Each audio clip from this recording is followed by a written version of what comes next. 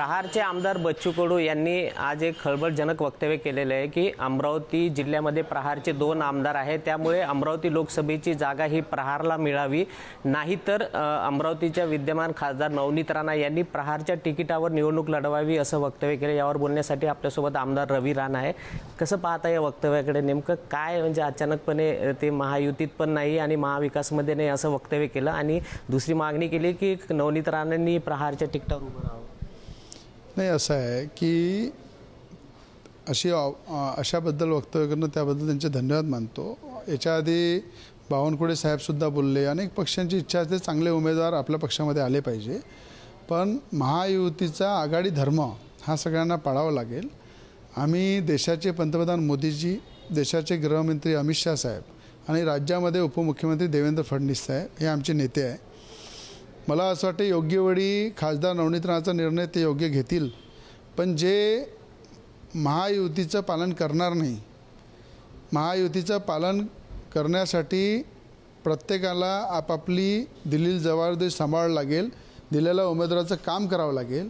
आज बच्चू कडू जर खासदार नवनीत राणांचं काम करतील तर नक्की अचलपूरमध्ये त्यांचं काम आम्हाला करावं लागेल, युवासेना पक्षाला करावं लागेल। युवासेना पार्टीचे त्या खासदार आहे नवनीत राणा, त्यामुळं प्रत्येकाला महाविकास आघाडीचं आपल्या महायुतीचं जर पालन नाही केलं तर त्यांना ते भोगावं लागेल प्रत्येकाला। म्हणून मला असं वाटतं सगळ्यांनी एकत्र येऊन आपापल्या सीटा, आपापलं पद सामावून ठेवलं पाहिजे आणि त्याच्यामध्ये कुठलं राजकारण न करता चांगल्या स्वच्छ मनाने प्रत्येकाने महायुती धर्म पाळला पाहिजे, हेच मला असं वाटतं याच्या माध्यमातून सांगावं वाटते। आणि अनेकांच्या ऑफर येत राहतात।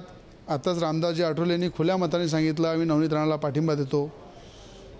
अनेक नेते सोमोटाने सांगतात, पण काही लोकांना असं वाटते की ह्या आमच्याकडे आल्या पाहिजे, आमच्या पक्षावर लढल्या पाहिजे, तर ते साहजिक आहे। त्यांना वाटते प्रत्येक पक्षाला की चांगला उमेदवार, कारण आज खासदार नवनीत राणा ह्या विनिंग कॅन्डिडेट आहे आणि महाराष्ट्रामध्ये देशामध्ये त्यांची एक प्रतिमा आहे। आज अमरावती जिल्ह्यामध्ये त्यांच्यासमोर उभं राहण्यासाठी सुद्धा उमेदवार नाही आहे। अशा परिस्थितीमध्ये मला असं वाटते अनेकांच्या अपेक्षा असू शकतात, पण त्यांना माझा सल्ला आहे की महायुती धर्म पाळा, भविष्यात तुमचंही चांगलं होईल। मधल्या काळामध्ये दिल्लीमध्ये एक बैठक झाली होती, पंतप्रधान नरेंद्र मोदी यांनी घेतली होती सगळ्या पक्षांच्या प्रमुखांशी, तेव्हा आमदार बच्चू कडू पण होते। परंतु आज त्यांनी वक्तव्य केले की मी महायुतीच्या बाजूने नाही आणि युतीच्या बाजूने नाही, तर मी विचार करणार पक्षाचं हित जिथे आहे तिथे। तर तुम्ही कसं पाहताय? म्हणजे एकीकडे बैठकीत जाणे आणि दुसरीकडे सांगणे की मी सध्या कोणत्याच बाजूला नाही। असं आहे, बच्चू कडू हे नेहमी शब्द बदलत राहतात। कुठे ना कुठे त्यांना त्यांच्या शब्दावर त्यांनी अंकुश ठेवला पाहिजे।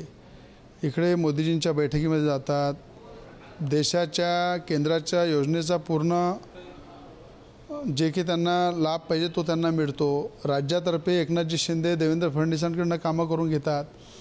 तर मला असं वाटते की इलेक्शन आल्यानंतर अचानक माणसांना बदलणं, याच्यामध्ये लोकसुद्धा भविष्यामध्ये साथ देत नाही, अनेक अडचणी मग निर्माण होतात। म्हणून मला वाटतं की मी याच्यासोबतही नाही त्याच्यासोबतही नाही, तर एक बाजू क्लिअर करायला पाहिजे। बच्चू कडूंनी आपली बाजू स्पष्ट केली पाहिजे की ते महायुतीसोबत आहे किंवा नाही आहे, एकनाथजी शिंदेसोबत आहे किंवा नाही आहे, देवेंद्र फडणवीस साहेबांसोबत आहे की नाही आहे, अजितदादांसोबत आहे की नाही आहे।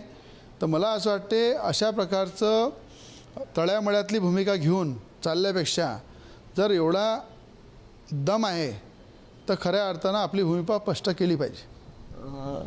तर हे होते आमदार रवी राणा यांनी आपली भूमिका स्पष्ट केली। कॅमेरामॅन अमोल देशमुखचा प्रणय निर्माण, एबीपी माझा, अमरावती।